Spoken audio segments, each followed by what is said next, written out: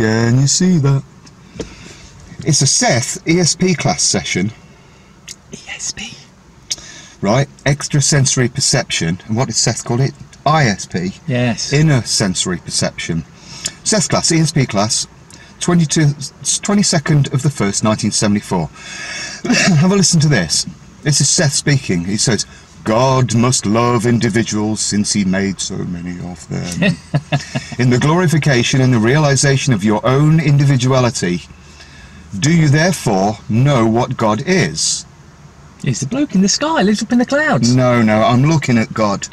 You're God, but don't get bigoted about it, because we all are. You're infinite. It said, for God manifests himself through what you are. What did we just say? And if he wanted always to be one and not individualistic, then he would have remained latent and never materialized in individual form. In certain terms, these glasses are a manifestation of what God is, as you are a manifestation of what God is too. And through understanding the infinite validity of your own individuality, do you therefore glorify all that is, all that ever was, all that ever can be? And to the extent that you deny your individuality, do you deny what God is? Hang on there. Are you individual? Are you an individual? Of course you are. We're all individual, we're infinite. But we're all one as well.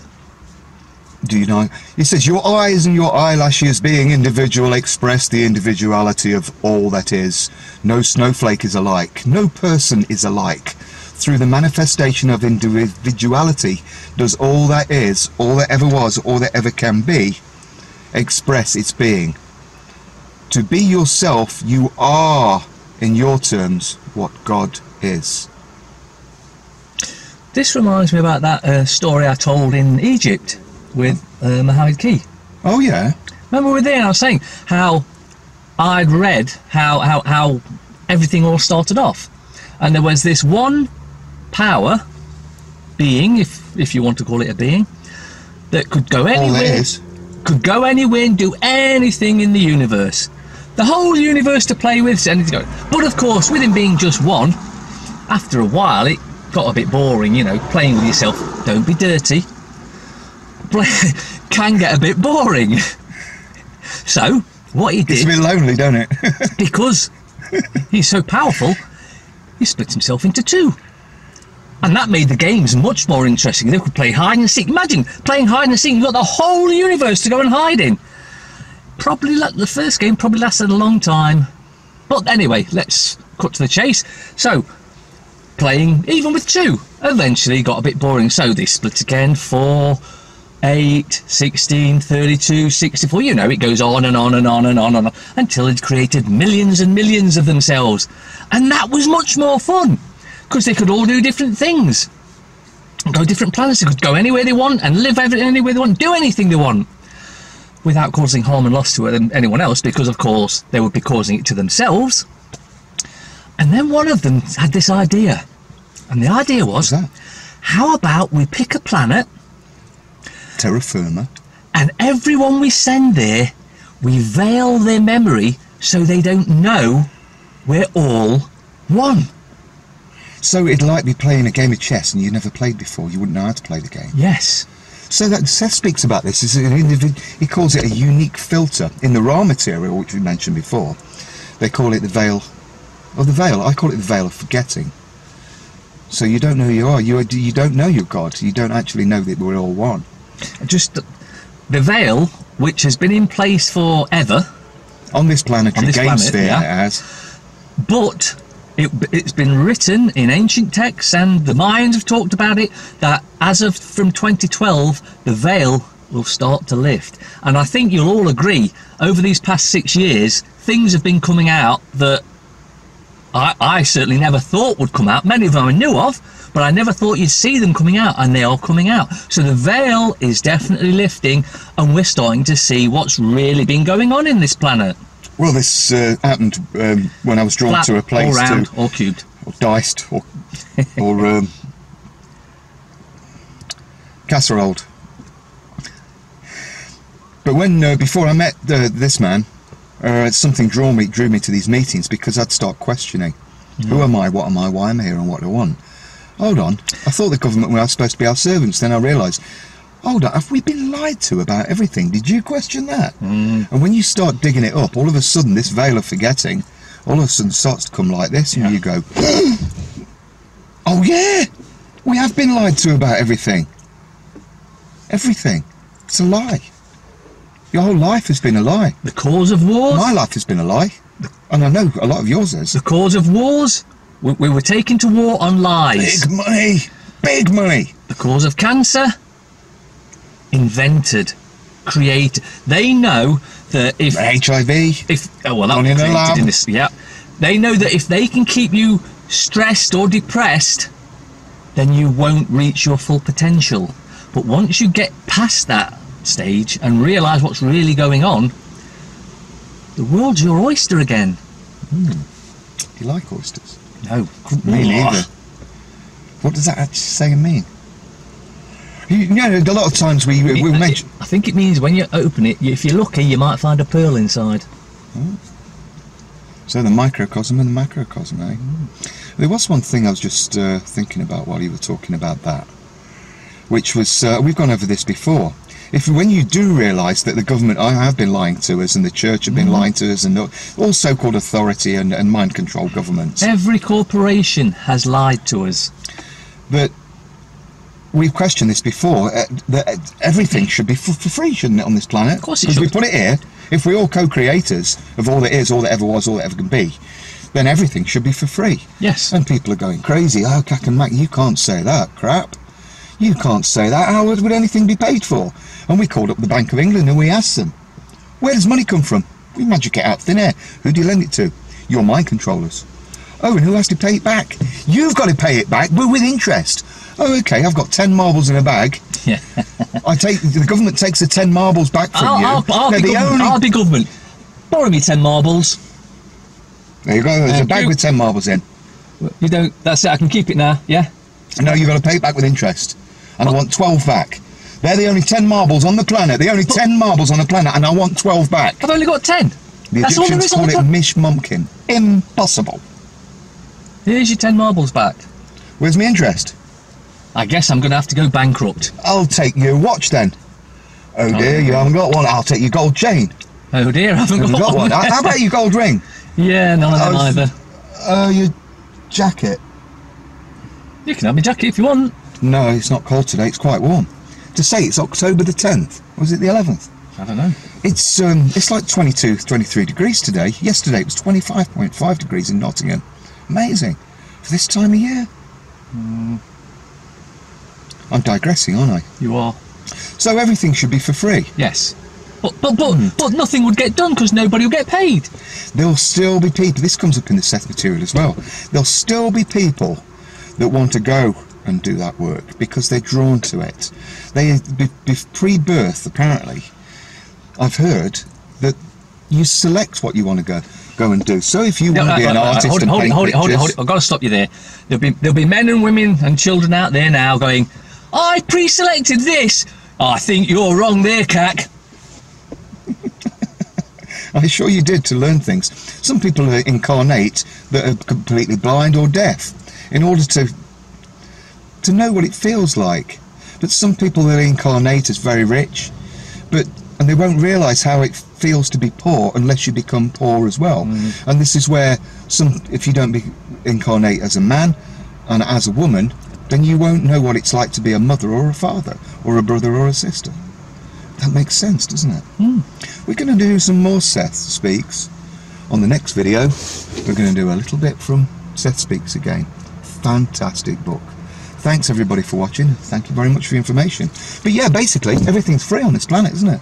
Well, if you think of it, we've been made to pay. The biggest opposition, biggest lie, the biggest opposition you'll get from everyone out there is, well, no one will work. But how do you think a baby will be delivered? There's people that want to be working in maternity wards. There's people that want to be doctors. Right, I'll put this out to all you lot right now. All you lot that are doing 5, 6, 7 days a week for some ridiculous, crazy reason. Oh yes, I get it now. It's because we desperately need the money to pay the criminals in Parliament. Right, How about this? Just for an idea. From now on, we all just do 3 days a week for free. And when you go to the shops, whatever you want is yours. You see, some people think there's been absolute chaos. But it's ultimate self-realisation which needs to occur first. And when you do lift that veil of forgetting, you realise that if I was to harm any of you, or harm him, or even harm myself, I'd be harming you, him and myself at the same time. If you kill somebody, though you don't really kill them, that you're actually killing yourself. And if people, it's like, well, okay, everything's free, right, I'll have 10, 20 Ferraris. What good would that do? Why would you want a Ferrari in the first place? If you want a Ferrari, fine, you can have one. But why would you want 20 of them? Don't you realise that we're all one? And it's ultimate self-realisation. Do you agree that ultimate self-realisation has to occur first before that this can be a paradise of a planetary game sphere of paradise? Yes, but you see... Whether it be cubed, flat, baked... Yeah, but the thing there is... With garlic... Those that would want, say, 18, 20 Ferraris or whatever, they're letting avarice take over control of their body. Hey, it's free, so I'll have it all. No, just take what you need, what you require. If everybody had access, if they went after self-realisation, if everybody had access to all things, nobody would need or want anything. Well, for a start, some might say, yeah, but 3 day a week, that wouldn't get anything done. Well, it should always be your choice because you've got free will. And free will is impeded by who? The government. Well, I never. But say you're doing 3 days. Now, not everyone will do 3 days a week. Some will carry on doing 4 or 5 because they actually enjoy their jobs. But think of all those that are going to have no jobs, like in the financial industry, banks, building societies, you can close them down. No need. All those men and women now can be used to learn your job or other jobs so that they can do the other 3 days a week or whatever. So we could actually have a far more productive world than we have now while doing less work. You see, with ultimate self-realisation, say all of a sudden everybody wakes up, right, I don't want to be a bridge builder anymore. But there will still be people that, even Seth speaks about this, there will still be people that want to go and build their bridges because they realise that the people that are going over the bridges are themselves. Yeah. There's still people that want to do work in transport because they realise that we're delivering goods to who? Themselves. But the thing is, we have the technology so them goods could be delivered automatically, and we're at this stage now. AI is almost at that stage. You've got driverless cars now. They drive themselves. Yeah. And they've been working on driverless lorries, so therefore transportation is not a problem. Sorted. There'll be no murders. There'll be no wars. But our negative other selves, who have been in control, these are the ones that seek power. It's them that have really got to wake up and realise that what they're doing to us, they're doing to themselves. And what they don't do for others, they're not doing for themselves as well. Because we are all actually one being, one creator, co-creators of all there is, all there ever was, all there can be. But if I was creating this, I wouldn't have made it so bad. What's so bad about it? Unless I'd been brainwashed into thinking it was bad. Well, I never. Brainwashed. And where does that come from? The government! TV, newspapers, radio. The government again and again and again. That's another thing. When everybody eventually wakes up and we realise that we're all one, we won't need government, will we? No, we don't need it now. It would if I'm just talking about England at the moment, or Britain, whichever you want to call it, this land that we're on, this island. If we got rid of government, you would, and of course that includes councils because they're as bent as government. Everything would work so much smoother. Now, some might say, negative other selves wouldn't do all this harm to us, would they? They wouldn't rape our kids, they wouldn't murder us, they wouldn't tax us. They wouldn't be able to because there would be no money involved, so they can't bribe. They'd realise that they are us. And we all have to take responsibility for our own actions. And for instance, when you're walking down the road and I don't smoke, but say you were smoking a cigarette, you put it in the bin because you don't want your other self to come along and have to sweep it up for you. So you do that. It's not hard. I could chuck it on the floor. Oh, there's the bin. Pop it in the bin. I used to know a lovely man in Egypt. I still know him, Adil, Hajj Adil. And he'd be walking, very, very big man. But he was very gentle and very humble. And he says, I learned from you, Habibi. I said, what do you learn? He says, with love. Everything is possible with love. So I do everything with love. He'd be walking down the street and he would find a boulder like this. He would pick it up and he'd put it in the field at the side. And I'd say, what have you done that for? He says, there may be an old lady in a wheelchair coming down, or a blind man. Why would I want to hurt them if we're all one? This is common sense. Yeah. Oh dear, we have a sixth sense. Common sense. Yes. But I wouldn't harm Theresa May. I wouldn't harm George Bush. Hey, you can go and visit him and his wife on his ranch in Texas. What about Obama? Yeah, you can go and visit his house with him and Michelle. What, you mean you can, there's like a map and it shows you where they live? Yeah. Well, I've got a question for you then. How come the IS, their terrorists, don't go and kill them? Yeah. Why bite the hands that feed you? But why would you cause them any ill will, harm or loss? And this is another thing for ultimate self-realisation. If people realise that we are all one, if I was to cause any of you any ill will, that's bad words, kids will give you the answers to this, any harm, you know, no killing, no bad words, no killing, or any loss. If I was to steal from you, you couldn't call whoever, say if I stole your phone. Why would I want to do that to myself? And think about it like this. If everything's free, you wouldn't need to steal off anyone because you can just go and get it yourself. There we go, we solved the planet's problems. We're all actually one. So why would you want to hurt yourself? Some people like the suffering, they come here for the suffering. You go and suffer yourself, you go and hang yourself, you go and harm yourself or cut yourself if you don't realise who you are. Yes, there are a lot of young people now who are self-harming and they're killing themselves. That's probably why we've got a suicide minister. But, I believe that is the programming that the government are putting out in TV, news, radio, music especially. Now, obviously, if there is no God and there is no devil... You're it! And what is IT? Information. Information technology. It's in plain sight. Please carry on. Sorry to you. And so, you've thrown me now. No, I haven't. I wouldn't do that. Why would I want to do that to myself?